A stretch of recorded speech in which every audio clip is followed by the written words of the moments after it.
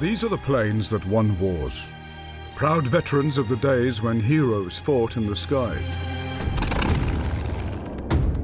You don't fly it, you actually strap it on, and then you are one with the aeroplane. In hangars and workshops across Britain, engineers and enthusiasts are fighting a desperate duel against corrosion. It's only glued on, I'm sure it'll be all right. And the clock. I'll be pretty gutted if we don't make it. Their mission, to return historic military aircraft to the skies. The hardest thing is finding the parts. From Falklands vets to Cold War jets. As a little lad, you go, Mum, Mum, Mum, can I have an Airfix kit? Now it's time to play, isn't it? But it can be an unpredictable business. We fueled it up and all those seals decided to let go a bit. We need a plan B. Not sure if we've got one. And dangerous. It can turn nasty quickly. Contact. You're taking off thinking if the engine stops, where you're going to land. I mean, I've had 3 engine failures. It takes serious money. You need a cool £3 to £6 million to get a good spare part. And total dedication. Minus 28. Some of the tools are freezing up. 15 minutes of holding a screwdriver, you can't feel your fingers.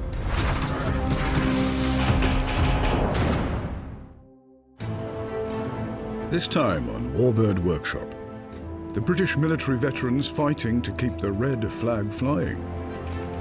I always thought if I saw a Russian airplane flying over the head of us, we'd be in trouble. For the businessman who bought an unusual private jet. It's probably the sexiest looking aeroplane you can own. To fulfill a boyhood dream.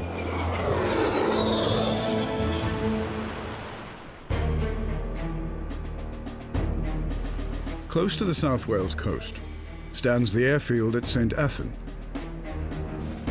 once one of the RAF's most secret bases. Behind the barbed wire and armed guards, this is where NATO's frontline jets were serviced.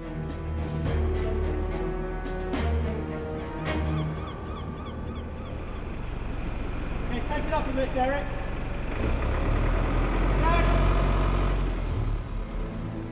But the latest arrival in the hangar is an old enemy from the Cold War.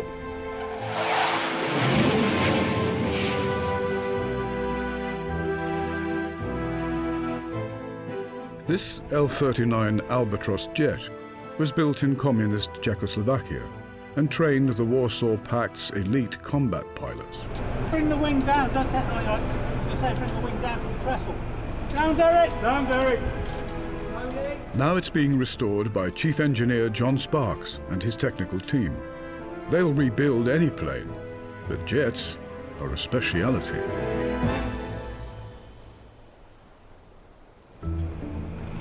Let the forks down a bit. I'm ex-Navy, but the rest of the guys all worked at St Athan here on Tornadoes, Jaguars, VC-10, so they've all got military aircraft experience. So it's a good team. Stop! Get strapped. Winch down. It's a major project being paid for by Lancashire businessman Steve Hartley, who bought the jet for a 6-figure sum. I've always had a passion for jets. Earn a bit of money as life goes through. And now I'm in a position to go and buy a fast jet and, all being well, learn to fly it. It's probably the sexiest looking aeroplane you can own. These are the points for the air brake hinges and they connect into the fuselage itself. We just have to get these out of the way so when we're dropping the wing on, they won't snag. John's team must reassemble more than 200 components. That's the front door lock. Hurriedly stripped by engineers in the Baltic states and left to gather dust for years. I made contact with a guy who was a French airline pilot, and he said, it's in Estonia. He did forget to tell me one thing, it's in Estonia with the wings off it in bits. No one knows if anything is missing, worn out, or broken. Pigs. It's a massive task with an ambitious timetable. Helicopter pilot Steve wants the jet flying by next July, just 8 months away.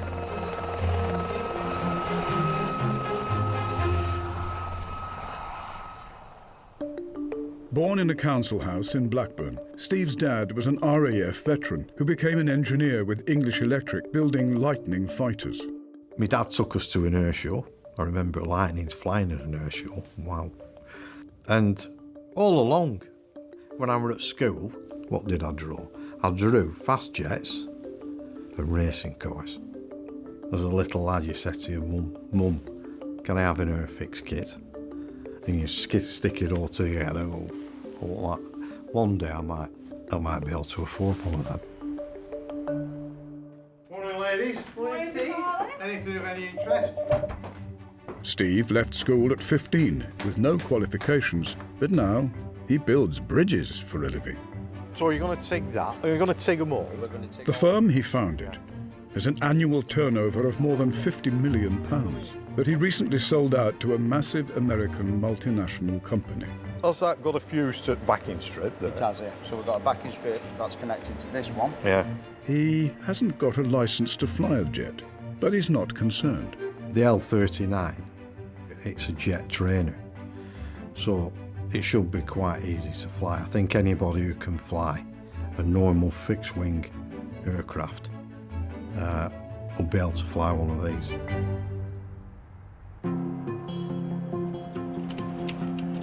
It's December 2018. After a full stocktake, the team are confident all the major components are present. However, a critical stage has been reached. We lift the fuselage onto the wing and lift that on and mate it together. And then we can make the aircraft manoeuvrable rather than just sitting in the hangar stuck on stands. That's plan A. Go on. It's got to go onto the wing quite squared. It's lifting square that way, but it's on a twist. The fuselage weighs more than 2 tons. Just trying to get the balance right. She's nose heavy, very nose heavy at the moment. Of course, a lot of bits are off, and the seats are in, and we need it to sit square when we lower it onto the wing. Yeah, that's right.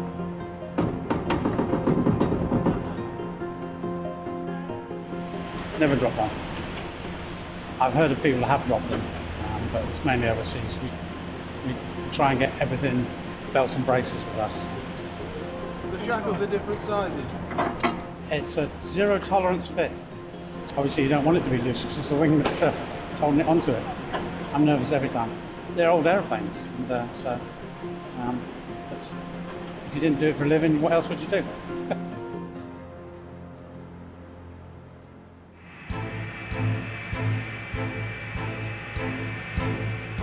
The Albatross was designed as an advanced trainer for all the Eastern Bloc air forces. The difficulty of learning to fly Russia's early jet fighters took a terrible toll on rookie pilots. These young flyers have achieved success only through long hours of training and practice. Real skill can be acquired only in the air. Look at the precision with which Senior Lieutenant Moisekin executes this complicated maneuver. The L-39 meant recruits were better prepared to fly the MiGs and Sukhoi jets that confronted the RAF throughout the Cold War. And it saw combat in several wars involving satellite states. It's a very, very good aeroplane. The Russians designed aeroplanes that can be fixed in a tractor factory or in a local garage. It doesn't make the next step any easier, though.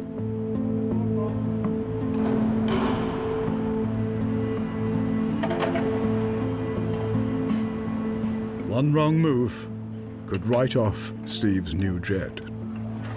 This is the danger bit of this, because things can slip.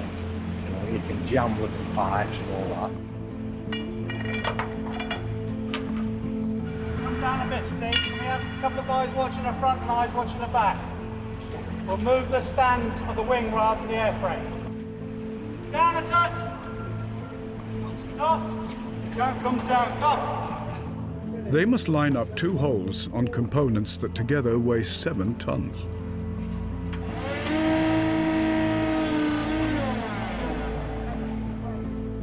The fit must be millimeter perfect.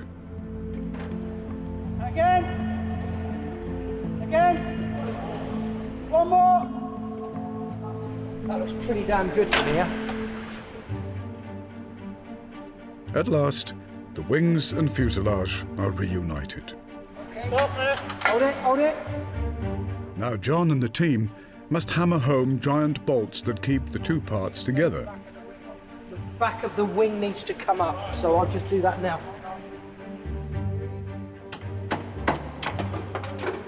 Because there's a rotating bush in there, you have to get the actual wing castings right and the rotating bush right. So you've got to get 4 things in the right position to get the bolt through. So all 4 going together and none going at all. You don't put it in the right place. Take the nose that way a bit. Bit more. Bit more. Right, 2 side ones are in. It should be just a matter of rocking it. Right, wings on. Yeah, back seat as well. 4 bolts. But that's all an airplane needs. It's all the structure of the airframe. When it's flying, the airflow's under the wing, so it's lifting the airplane up anyway, isn't it? So that's how strong it is. A couple more weeks yet, but she'll be ready to go, yeah. But the main job of getting the wing on is a good job. But there's a lot of work ahead for project manager Martin Alderson, including a shakedown of the hydraulics and electrical circuits. Bit of a learning curve going from the British way of doing things to the Russian way of doing things.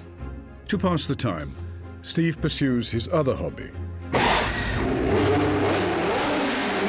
But his need for real speed keeps him focused on the L-39. It's just the passion, isn't it? Sitting in a fast jet, you know, they're a nice thing to have. Now it's time to play, isn't it? And have some fun.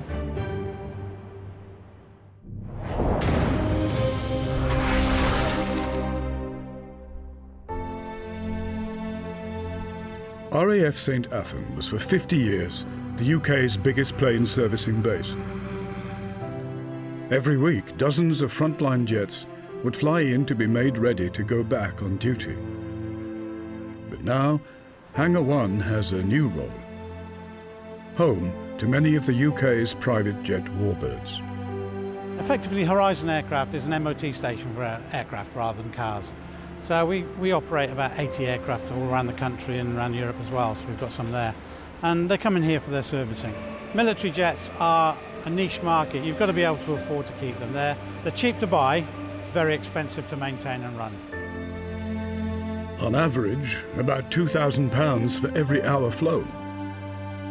Together, the engineering team have hundreds of years of experience keeping RAF and Navy jets in the air, and their skills are priceless. In the warbird industry, we have a lot of old airplanes, and a lot of the older generation are now passing away. Getting people to work on jets, ex-military jets, is hard work, and obviously most of these guys worked on the modern jet, and it was trying to demilitarize these people to go back to cables and controls and things like that rather than computers. But I've got a great team here now. It's January, 5 weeks after the Albatross's arrival. Everything's going very well. Got all the tail on, we've got the tail all connected. And in the St Athan hangar, John and the team are trying to repair the jet's hydraulic system. They're setting everything up to make sure when it gets into flight, everything works as it should do. Right, power going on. Senior engineer Martin is in charge of the mission to return the Albatross to the sky. I'm just winding hydraulics on now to 150 bar. Things are going to move, so we need to make sure nothing's in the way. Initially, it'll be looking for puddles of oil on the floor.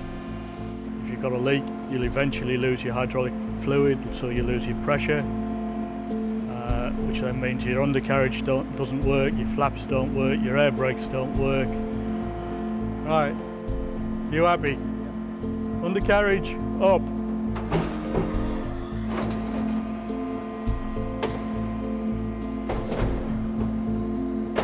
Right, thanks, hands off. The flaps that allow the pilot to slow the aircraft for landing.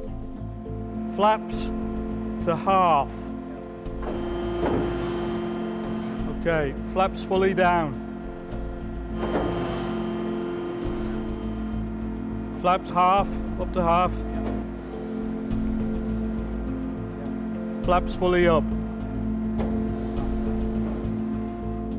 Undercarriage coming down.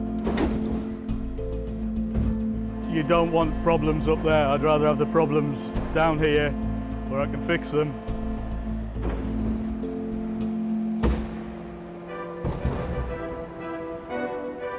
The Albatross works much like any Western jet, but its cockpit contains some confusing indications for its new owners. A red light to a British engineer is up and travelling, gears moving or unsafe. But to the Russians, it's up and locked. Bit of a learning curve going from the British way of doing things to the Russian way of doing things. When I first joined the Air Force in 1978, I never thought I'd be working on Russian aircraft 40 years later. Cold War rivals are now parked side by side. I always thought if I saw a Russian airplane flying over the head of us, we'd be in trouble. But here we are. Times have changed. The Albatross isn't the only jet warbird that has found a home here in Wales. This is a Hunter T8C. It's operated in Holland, and this is the two-seater trainer. They're desperate to get this back, obviously, because they want to train more pilots. So we're hoping to get this one finished for February to go back. The person who actually owns this isn't a pilot. And same with Steve with the L-39. He's not a pilot, but he wants to fly in it, and that's why he's bought it. This L-29's in for its annual service now, so it'll be coming in. It's going to be stripped down to the bare nuts and bolts again, and that'll be flying around the airshow circuit next year. And then obviously come on to the British Aerospace Hawk. That one about £1 million. If you have an engine go, you're talking £500,000 to replace the engine. So it's a little bit different than having a piston engine, having a jet. If you're going to doing Warbirds and say you're going to make a profit and make a business out of it, you might as well quit today. Also on the job roster for Martin, working out the instructions for fitting the drop tanks used to carry extra fuel. With this one we got an English translation of a Russian manual done by a non-engineer. The armament system, illumination, tally system, controls. We sometimes have aeroplanes and all you just get is a big bag of bolts and you go, and that's a waste of time to us, so we don't know where they go half the time. The drop tanks can be released, so they need to be reset.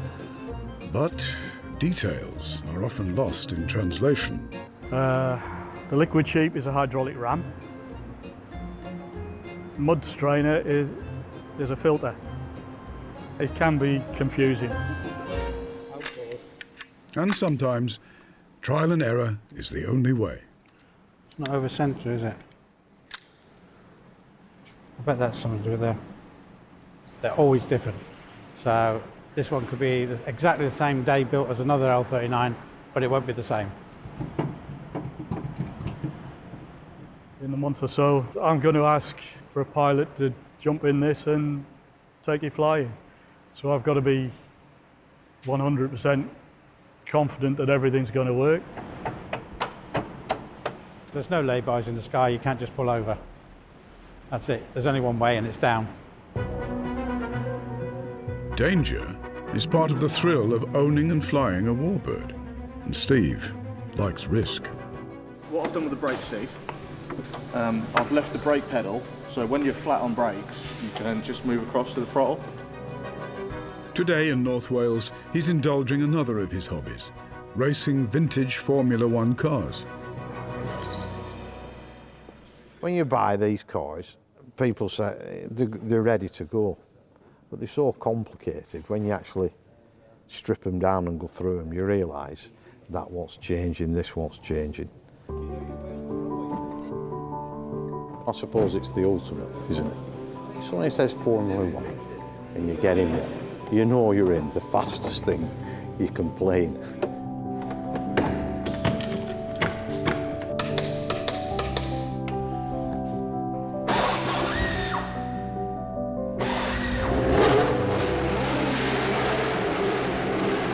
It's just that desire for speed. There's an element of competitiveness.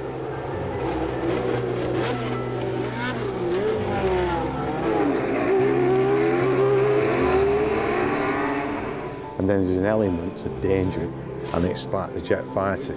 You shouldn't really be up there, should you?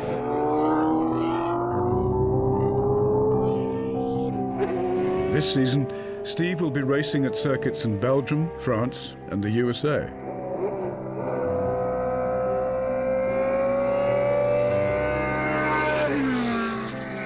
And if he's lucky, he could be flying there in his own personal fighter jet.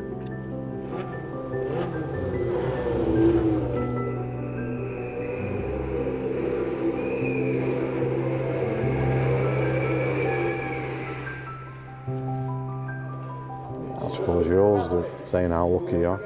Well, you should do anyway. Man out of a council house, me, you know. So, yeah.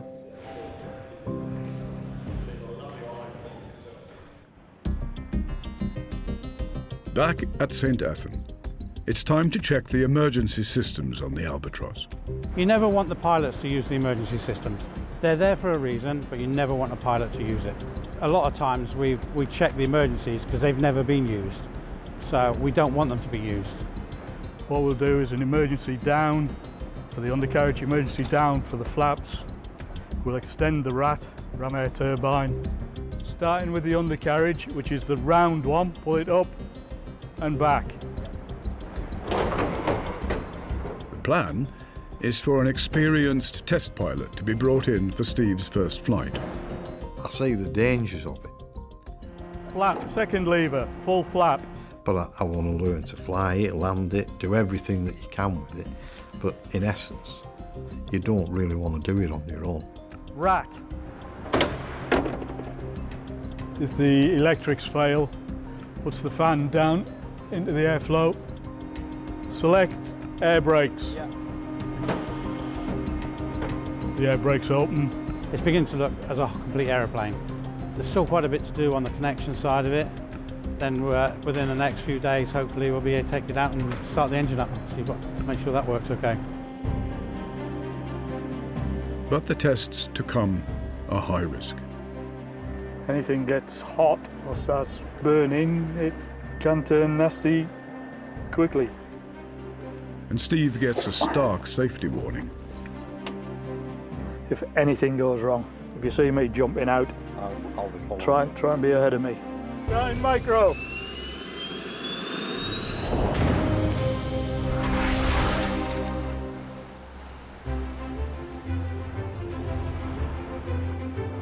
All clear my side, totally clear it off. It's spring, and Steve is heading south to St. Athan in one of his 2 helicopters. Clear to Blackpool 119 and 95. Today, if all goes well, his L-39 jet will be started for the first time. I started learning to fly helicopter, loved every bloody minute of it. But this is like a mode of transport, where the jet is something that you should have some fun in.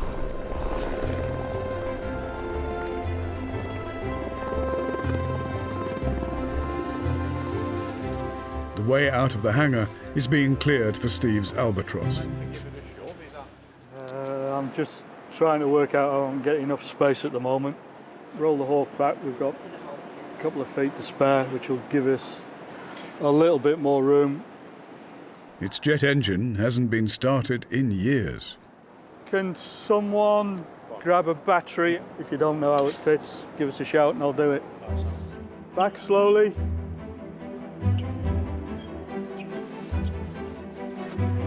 Steady. Ground runs today. We'll clear that rig. So we'll be shoving 500 litres of fuel in and hopefully everything goes sweet as a nut. But there are no guarantees. It's like anything else, so if you crash one of these to another aircraft, you create 10 grand's worth of damage. I can't see anything at the back. You just got to make sure you don't hit anything.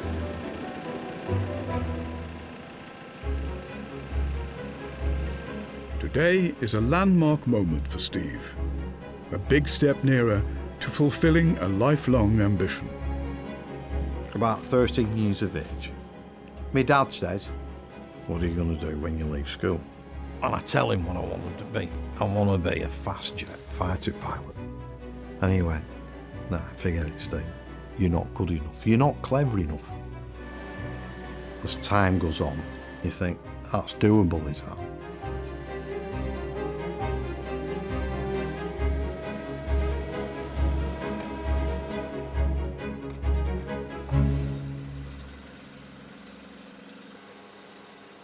The jet needs fuel.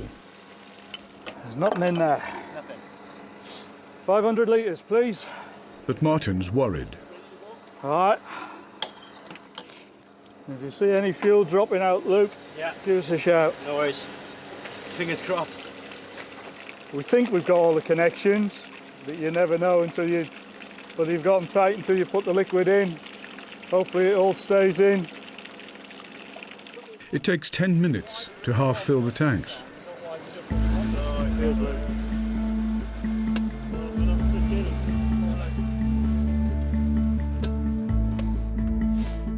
EGT front, that's off. Engine don't need. Brakes are off. All forward. Checking all the switches are selected for the front cockpit.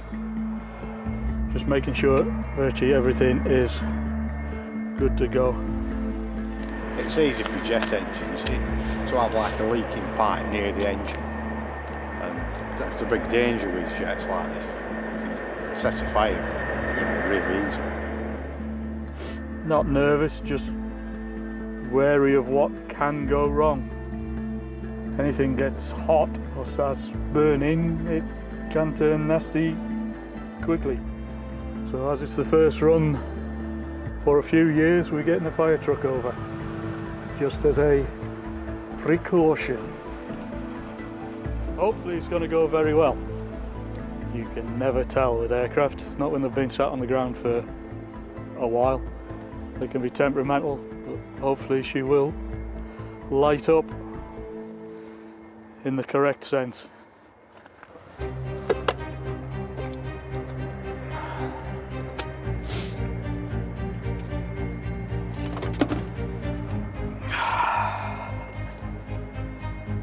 Right. Parking brake on. Start on. Fuel pump on. Ignition on. Pitos off. Undercarriage down. Weapons safe. Power on. Yeah. Right. Generator on. Clear micro. Martin starts the igniters. 2.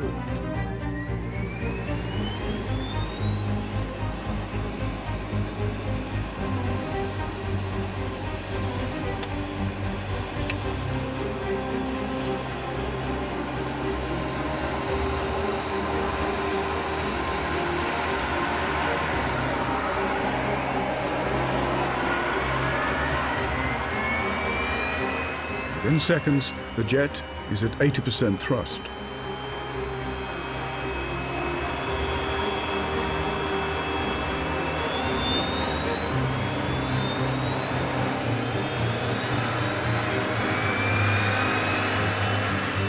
Now, 100%, 4,500 pounds of thrust, enough to take this plane to nearly 500 miles an hour.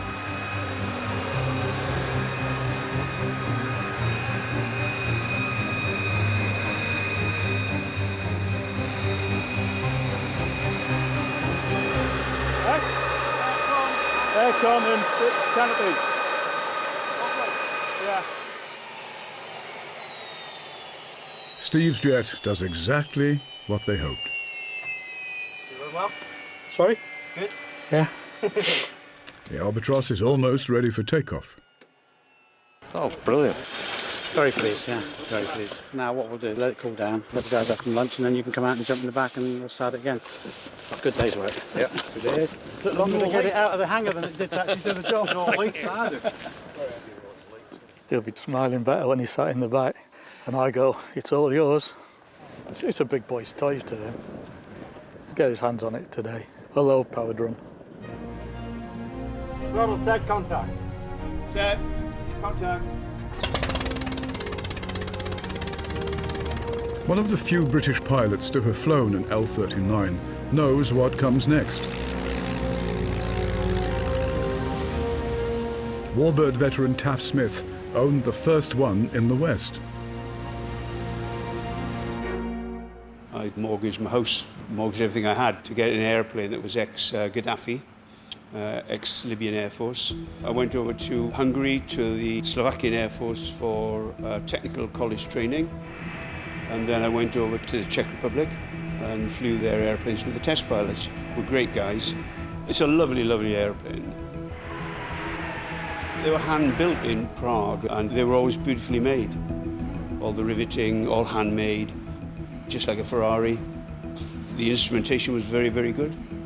Nice to fly, straight wing technology, so it's conventional in the fact that it gives you plenty of warning when it approaches the stall, a lot of pre-stall buffet. Nice to do aerobatics in, behaves extremely well. And Taff has some advice for Steve. Flying a fast jet, you really need, conventional fixed-wing training to lead up to that. So you think he's got a bit of a mountain to climb here? If he hasn't got any fixed-wing experience, he's got a very big mountain to climb, for sure. I'm just arming the system, front and back too. Back at St. Athan, it's Steve's turn to sit in his own jet. Right, that's all the instruments. That's your engine instruments, that's the fuel pressure, that's fuel, that's the RPM. The quick way out, pull that lever back if anything goes wrong. If you see me jumping out, I'll be following. try and be ahead of me.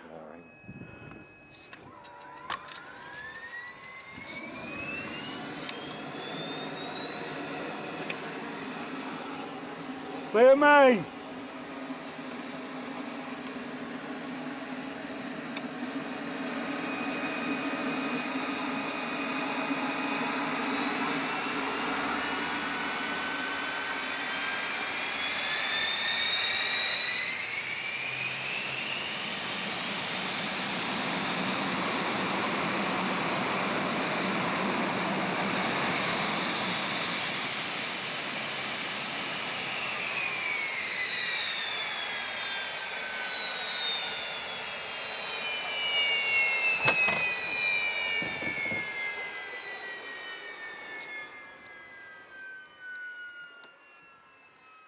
Super duper.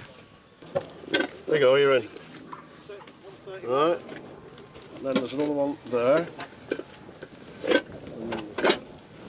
I climb out of there like I've done it for years. It's very good. Puts a smile on your face. Only the final safety checks on the ejection seats stand in the way of Steve and his dream. The big thing with the ejection seats, they are pyrotechnics and they are dangerous. They've got to be treated very, very carefully. The pilot needs to know that if he ejects, his parachute's going to work, he's going to separate. Everything like that's got to work. You're pleased with your purchase? Well, when I say front nose, lift off the runway going down there, I will be. Yeah, I will be. That's the deal. That's when I pay him. No, it is. Oh, that's the deal. But the deal is about to go sour on Steve. While servicing the two ejection seats, Martin makes a worrying discovery that could jeopardize the whole project.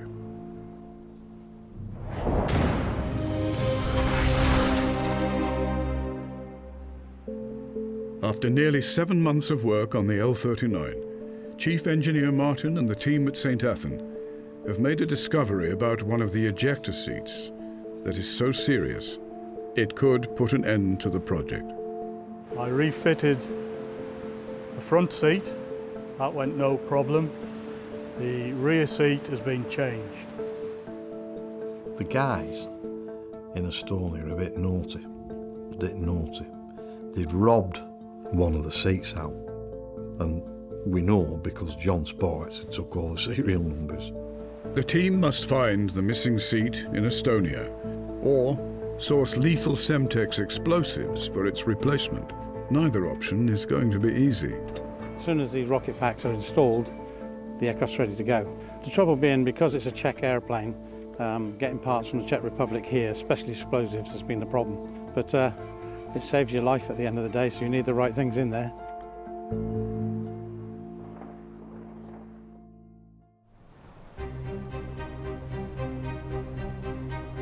It's July, the fruitless search for the lost seat has been abandoned.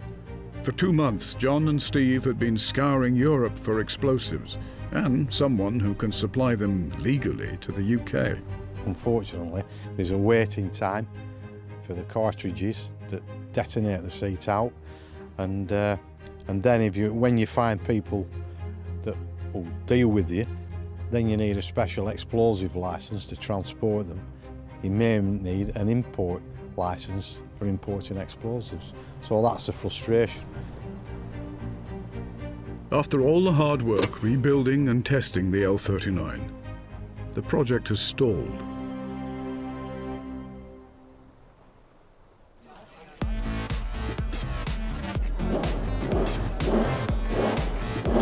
A week later, Steve is at the Silverstone race circuit, satisfying the need for speed in his Formula One car.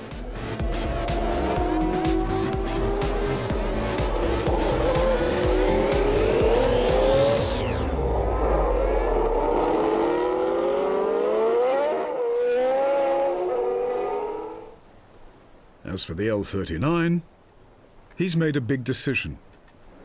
The L-39, where are we? It's been 5 months now, and I've been trying to organise completing on the deal.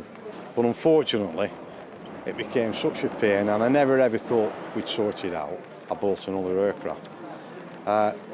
Whilst I was trying to locate somebody in the Czech Republic to send the seats to, this guy said, would you like to buy an L-39?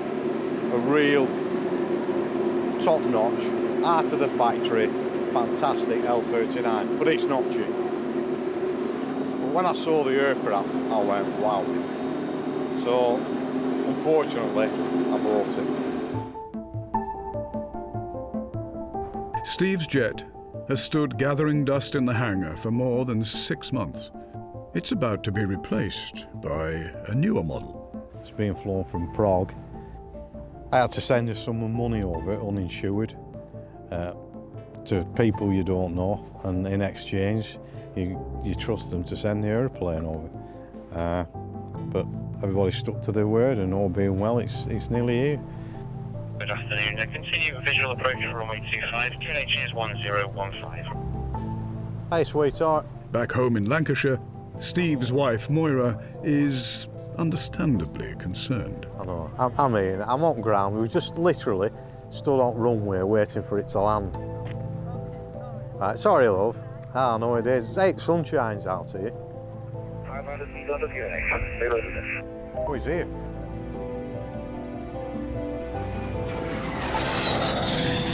It looks fast when it's going slow, doesn't it?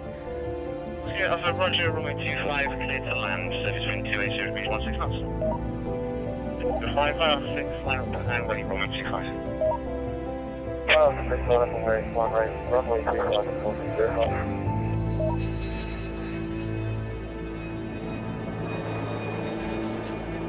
Fantastic, absolutely fantastic. You'll have to get noise of this when it goes past.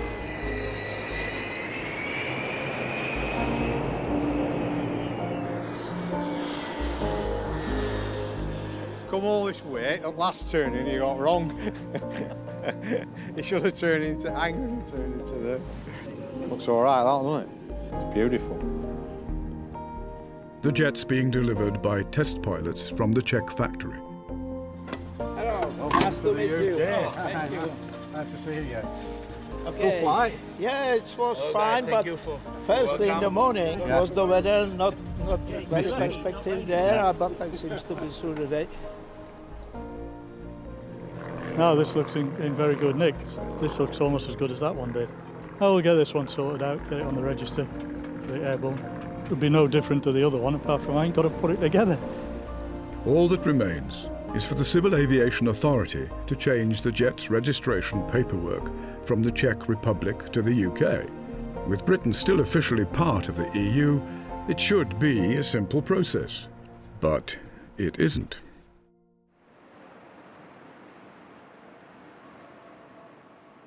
It takes 2 months to translate the jet's records.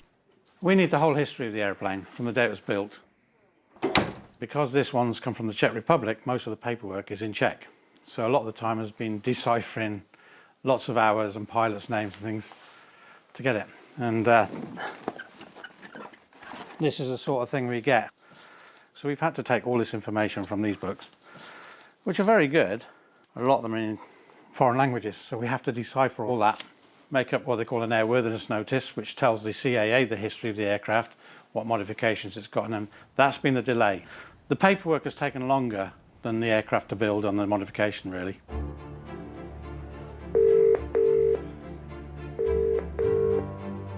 Good afternoon. Welcome to the Civil Aviation Authority. For over 4 months, the St. Athan team have been waiting for an official survey of the L-39 to be carried out by a CAA engineer. You wouldn't believe how frustrated I am. We take the airplane out every 30 days to run it, of course, because we have to keep that under the regulations.